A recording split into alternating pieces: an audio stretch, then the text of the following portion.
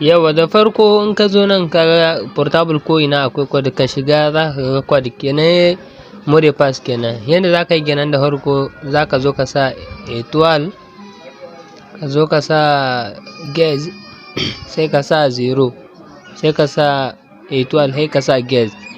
Kana sa wannan gauge directement zai kawo ka zai maka affiching kana so ka yi restaurant ne kamar haka gashi nan ka gani.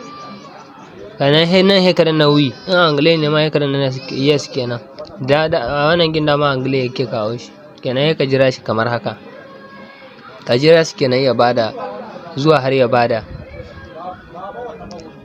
Kenan zai yi restaurant shi ne directement yanzu nan. Bari mu gani, ka gani ya mutu shi kaɗai kenan. Kenan sai mu jira ya bada kenan. Kamar haka kun ga ya bada shi da kanshi ba. Ba ku taɓa shi a yayin da ya mutu shi kaɗai. Kenan nan deja ya yi restaurant kenan ya zo ya ce mana mu zaɓi lang kenan. Kenan sai ka zaɓi lang.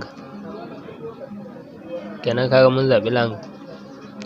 Kenan sai ka zaɓi ƙasa ma hallo bari mu zaɓa farhazar kawai. Kowanne ma kawai tunda dai don dai ku gani ne kawai bari mu danna guda. Bari mu danna guda kawai tunda dai kawai gani za ku yi dai ku ga yanda za a yi dai kawai.